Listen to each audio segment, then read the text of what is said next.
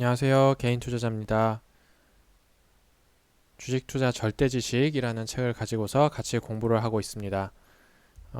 이번 영상에서는 다섯 번째 여섯 번째 장이네요. 여섯 번째 장, 네 번째 원칙, 시장 선택에 대해서 같이 살펴보는 시간을 갖겠습니다.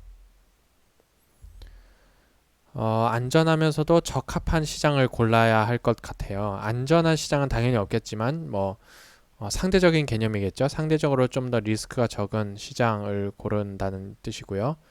그리고 또 나에게 적합한 그런 시장을 고르는 것이 좋겠다라는 뜻입니다. 그래서 어떠한 시장이 내가 리스크를 관리하기가 쉬운지, 그리고 어떠한 시장이 내가 매매하기에 적합한지를 따져보는 과정이 필요합니다. 그러기 위해서는 다양한 시장의 특성에 대해서 이해할 필요가 있겠습니다. 매매를 하거나 투자를 하는 데 있어서 가장 중요한 것은 첫째는 리스크 관리이고 당연히 둘째도 리스크 관리입니다. 물론 셋째, 넷째, 다섯째도 다 리스크 관리이겠지만 그렇게 하면 한도 끝도 없으니까 셋째는 매매 적합성. 그러니까 첫째와 둘째, 그러니까 가장 중요한 건 리스크 관리지만 그 다음으로 중요한 건 또 수익을 얻어야 되지 않겠습니까? 그래서 수익을 얻을 수 있는 그런 기회, 적합성과 기회를 세 번째로 중요하다고 여길 수 있겠습니다. 이것을 기초로 해서 어떤 시장에서 싸울지 결정을 할 수 있겠습니다. 나에게 맞는 시장을 선택할 수 있는 것입니다. 훌륭한 운용 리스크 관리 속성. 운용 리스크를 관리할 수 있을 만한 속성에는 어떤 것들이 있느냐라는 뜻인데요. 일단 가격과 거래량이 투명해야 됩니다. 이건 사실 너무 당연한 거긴 한데요. 요즘처럼 증권사나 이런 데서 정보를 다 제공해 주기 때문에 이것이 불투명한 경우는 거의 없다고 생각을 할 수 있겠습니다. 유동성이 풍부해야 내가 만약에 손실을 입고 있을 때 그것을 리스크를 관리하기 위해서 딱 끊어내는 그런 게 용이하게 되겠죠. 만약에 거래량이 말라붙어 있으면 내가 팔고 싶어도 팔지 못하는 상황이 나타날 수 있습니다.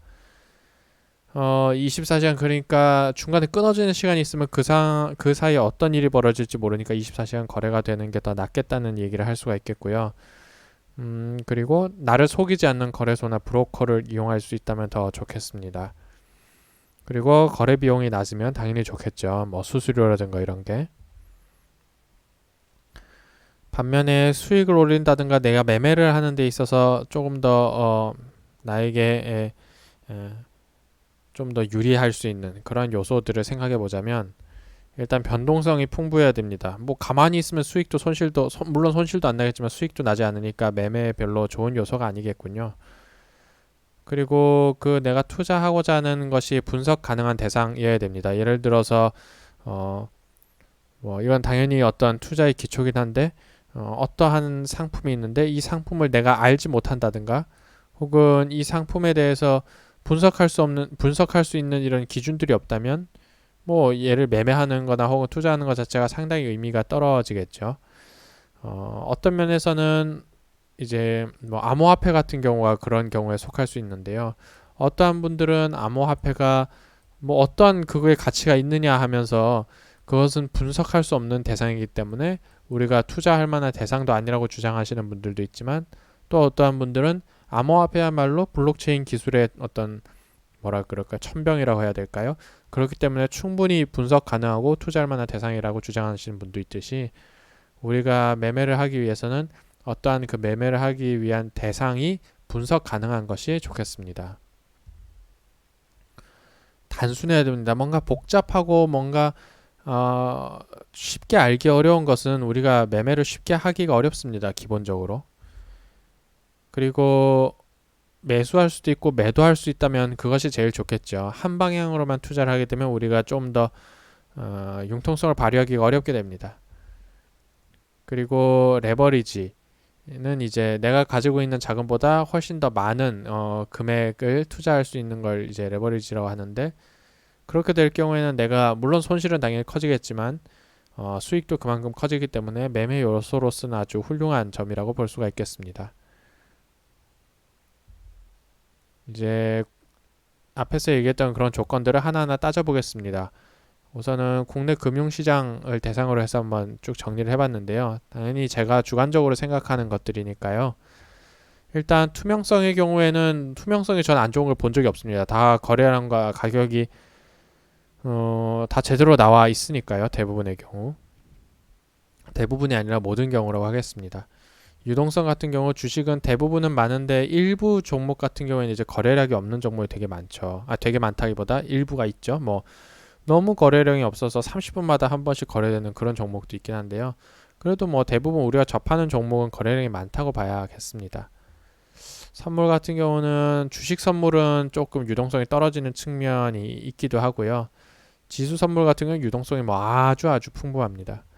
옵션 같은 경우에도 개별 주식 옵션보다는 역시 지수 옵션은 뭐 아주 거래량이 풍부할 뿐만 아니라 특히 뭐 외가격 쪽은 조금 거래량이 없는 경우도 있지만 내가격에서는 좀 거래량이 많이 풍부한 편입니다. 24시간 거래를 할 수 있느냐? 우리나라에서는 그리고 외국에서도 주식 같은 경우에는 뭐 가능한 경우가 없죠. 다 불가능합니다. 우리는. 정직한 거래소는 뭐 증권사를 다 우리가 정직하다고 믿기 때문에 그리고 실제로도 그럴 것이고요. 거래 비용 같은 경우도 요즘 뭐 수수료 이벤트는 거의 뭐 장난처럼 하기 때문에 다 가능합니다. 그리고 변동성의 경우에도 주식은 뭐 대부분이 준수하다고 볼 수 있죠. 그 정도의 변동성이면 뭐 막 상한가 때리고 이런 것만 쫓아다니는 걸 목표로 하지 않는 한은 대부분 변동성은 준수합니다. 선물 같은 경우에는 변동성이 우리가 높다고 알려져 있고 옵션은 또 매우 높다고 알려져 있습니다. 사실 이 변동성이라는 거는 어떤 경우에는 즉 추세가 나타나지 않는 부분에서는 변동성이 적다고 볼 수도 있겠죠. 시장 상황에 달려있긴 합니다만 일반적인 특징을 얘기했습니다. 분석 가능한가? 이거는 좀 주관적인데 주식은 그나마 조금 분석이 가능한데 선물이나 옵션은 제 생각엔 오히려 좀 분석이 좀 덜 가능한 것 같아요. 시황이라든가 혹은 수급 같은 걸로 뭐 지수를 완전히 예측을 할 수 있다든가 완전하지 않지만 어쨌든 지수를 예측한다든가 혹은 뭐 옵션의 가격 변동을 예측하는 게 어떤 개별 주식의 호재나 뭐 미래 전망 이런 거를 가지고 예측하는 것보다 조금 더 변수가 많은 것 같아요. 그래서 저는 이렇게 적었습니다. 물론 다 가능은 한데 예. 단순성도 보면 주식은 뭔가 생각해야 될 게 많은 것 같아요. 거래량도 뭐 있고 뭐 가격도 뭐 어떻게 변하고 뭐 추가 상장을 한 해 만에 뭘 어떻게 뭐 유상증자를 한 해 만에 등등 생각해야 될 거리가 좀 많은 것 같아요. 물론 시세만 본다면 얘도 단순은 하겠지만 그리고 또 얘는 갭이라는 게 생기잖아요. 그래서 뭐 얘 다 세 개 다 그렇긴 합니다만 그런 것 때문에 좀 뭐 단순하지 못한 것 같고 그나마 선물이 제일 좀 단순한 것 같아요. 정말 시세만 보면 된다 저는 그렇게 생각을 하고 있어서 옵션 같은 경우에는 시세만 보면 역시 단순하긴 한데 옵션 자체의 가격 결정이 뭐 변동성에도 달려 있고 예를 들어서 뭐 가격이 이렇게 떨어질 때랑 이렇게 떨어질 때랑 콜 옵션의 가격이 떨어지는 게 얘는 뭐 콜 옵션 가격이 이렇게 떨어지지만 얘는 콜 옵션의 가격이 오히려 뭐 덜 떨어질 수도 있고 이런 식으로 좀 복잡한 구조를 가지고 있기 때문에 좀 더 이해하기가 복잡한 측면이 있다고 생각을 해서 이렇게 적어놨어요. 주식은 외국이나 기관 같은 경우는 공매도가 가능하지만 우리나라에서 개인 투자자는 불가능하고 선물이나 옵션은 가능합니다. 레버리지는 주식은 뭐 미수나 신용을 쓸 수도 있겠지만 그래도 선물이나 옵션이 훨씬 더 큽니다. 해외 시장과 비교를 해보면 국내 파생 상품의 경우에 그 다음에 해외 파생 상품의 경우에 주식 같은 경우는 해외 주식도 국내 주식이랑 그냥 같다고 생각을 해서요. 투명성은 뭐 얘기할 거 별로 없고 유동성 같은 경우는 해외 파생 상품에서 유동성이 높은 종목들이 훨씬 더 많고요. 유동성 자체도 훨씬 더 풍부한 편입니다. 전 세계 사람들이 거래를 하니까요.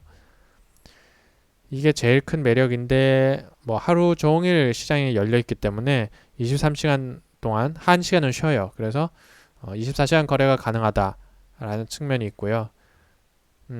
그리고 뭐 정직한 거래소도 당연히 증권사가 존재하고 낮은 거래 비용도 당연히 가능하고 물론 얘가 좀 더 높긴 해요. 근데 가능하고 변동성 같은 경우에는 해외 파생 상품이 조금 더 높아 보이고요. 그리고 분석 가능성은 뭐 비슷하게 잘 모르겠어요. 단순성은 둘 다 단순한 것 같고 양방향 투자도 가능하고 레버리지는 해외 파생 상품이 좀 더 레버리지가 큰 것 같아요. 옵션은 잘은 모르겠는데 선물 같은 경우는 확실히 좀 더 큰 것 같아요. 이거를 한번 짚고 넘어갈 필요가 있는데요. 이거는 아까 그 믿을 만한 뭐 그 중개인이나 그러니까 거래소나 브로커에 관련된 얘기인데 브로커라는 건 중개인을 얘기하죠. 뭐 증권사일 수도 있겠고 어쩌면 증권사에 이제 주문을 해주는 혹은 시장에 주문을 해주는 그런 매개체라면 다 브로커라고 할 수가 있겠는데요. 투자자라는 존재가 있고 브로커라는 존재가 있고 시장이라는 존재가 있다고 볼 때 우리 같은 투자자들이 시장에다가 주문을 바로 내기가 어려워요. 그래서 항상 뭐 주문도 우리가 증권사를 통해서 내지 않습니까? 거래소 이런 데에다가 바로 내는 게 아니라 그래서 브로커한테 정상 주문을 내고 그럼 브로커는 그것을 시장에 정상 주문을 내서 뭐 매수를 하거나 매도를 한 다음에 그것의 결과가 나오게 되면 그걸 그대로 나에게 돌려주는 것이 일반적인 우리가 생각하는 상식인데요. 이걸 좀 비정상적이라고 얘기하기 좀 그렇지만 어쨌든 정상이 아니라는 정상이 아니다. 그러니까 일반적이지 않다고 해야 될까요? 투자자와 브로커가 있고 시장이 있을 때 투자자가 브로커에게 정상 주문을 내지만 브로커가 주문을 넘기지 않는 경우가 있습니다. 그냥 내가 그 주문을 들고 있는 거예요. 기록만 해두는 거예요. 그리고 그 투자자가 주문을 한 것의 결과에 따라서 만약에 투자자가 수익이 나면 어차피 수익을 원래는 시장에서 받아가지고 줘야 되는데 이젠 그 과정이 없으니까 내가 그 수익을 그러니까 브로커가 그 수익을 물어놔야 되니까 투자자의 수익은 결국 브로커의 손실이 될 것이고 거꾸로 투자자의 손실이 나면은 브로커가 이를 그냥 먹어버리니까 브로커의 수익이 되겠죠. 그러니까 결국 시장에서 다른 투자자와 싸우거나 다른 뭐 대상과 겨루는 것이 아니라 브로커와 그냥 내가 그냥 겨루는 그런 양상이 되는 경우인 것이죠. 그러면 생각해보면 이게 문제점이 있느냐라고 생각을 해보면 사실 문제가 없을 수도 있어요. 왜냐면 내가 그냥 수익을 봐서 야 내가 수익 봤으니까 너 돈 내놔 이렇게 계약이 돼 있으니까 돈을 시장에서 받든 브로커가 주든 나는 내가 수익을 냈을 때 내가 수익만 취하면 되는 것이 아니냐 이런 생각을 할 수가 있죠. 물론 맞는 말씀인데요. 두 가지의 답을 드릴 수가 있을 것 같은데 일부러 이 브로커를 통해서 투자자가 손실을 일으키게끔 하는 장치나 혹은 변칙을 쓴다거나 혹은 조작을 한다든가 예를 들어서 이 브로커가 시세를 조작해서 나를 손실나게 할지 말지 내가 어떻게 믿을 수가 있느냐. 그리고 이 브로커가 뭐 만약에 이 브로커로서 거래를 하게 유도한 다음에 나를 뭔가 리딩해주는 그런 뭐 유료 전문가가 있다거나 이런 게 사실 많이 화두가 됐었죠. 전문가가 어떠한 브로커와 거래를 하게끔 해놓고 자기가 다 손실을 입게끔 유도를 해가지고 이 브로커에게 수익을 주는 그래서 이 수익을 리딩 전문가가 같이 공유해서 떼먹는 이런 식의 구조가 문제가 됐었습니다. 그럼 만약에 물론 우리 개인 투자자들이 잘 아시겠습니다만 다 결국은 손해를 입으니까 그러지 않는 게 목표지만 계속 손해를 보게 되면 어차피 브로커는 수익인데 어쩌다가 갑자기 개인 투자자들이 갑자기 실력이 늘어나가지고 많은 개인 투자자들의 수익이 갑자기 막 폭발적으로 증가하는 상황이 발생하였고 그것이 몰리게 되면 그런 상황이 브로커가 다 내줘야 되니까 오히려 브로커가 지급 불능 상태에 빠지는 그러니까 브로커가 뭐 파산한다고 해야 될까요? 그러니까 더 이상 돈을 내줄 수가 없으니까 도망가게 되겠죠. 혹은 내가 수익을 올려도 내가 수익을 볼 수가 챙길 수가 없는 것이죠. 그러면 아주 뭐 곤란한 상황에 접어들 수 있습니다. 그러니까 이러한 브로커를 선택하는 데 있어서 정직한 브로커나 혹은 거래소를 선택해야 된다고 아까 저자가 말한 것을 우리가 충분히 이해할 수 있을 것 같습니다. 항상 조심하시고 또 주의하시고 항상 살펴보셔야 될 것 같아요. 이번 장에서는 리스크 관리가 용이한 그런 특성들에 대해서 알아봤고 뭐 예를 들어서 유동성이라든가 이런 등등이요. 그리고 뭐 투명하다든가 혹은 믿을 수 있는 거래소에 된다 등등이요. 그리고 매매에 유리한 특성이요. 뭐 변동성이 있다든가 혹은 레버리지를 많이 쓸 수 있어야 된다든가 이렇게 얘는 손실과 관련된 특징이라면 얘는 수익과 관련된 특징이죠. 이런 것들을 다 이해를 하고 나서 시장별로 어떤 특징이 있는가, 주식 아까는 제가 주식, 선물, 옵션, 해외 시장까지만 얘기했지만 뭐 예를 들어서 암호화폐 시장도 얘기할 수 있고 부동산 시장도 얘기할 수 있을 것이고 또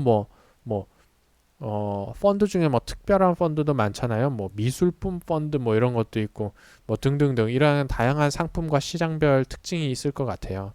그것을 한 번씩 다 따져보실 수 있을 것 같고요. 그래서 내가 매매할 시장을 선택할 수 있겠다. 예를 들어서 저 같은 경우는 뭐 좀 더 변동성이 있는 시장을 원해서 저는 이제 파생 상품 시장에 조금 더 관심이 많고 주식 같은 경우도 주식 선물로 하는 것이 훨씬 더 뭐랄까요? 뭐 재미도 있다고 해야 되나? 그리고 훨씬 더 저한테 맞다는 생각을 제가 하고 있어요. 이런 식으로 우리 개인 투자자분들이 스스로 매매할 만한 시장을 선택해 보시는 것이 필요할 것 같습니다. 네, 이번 영상은 여기까지 하겠습니다. 감사합니다.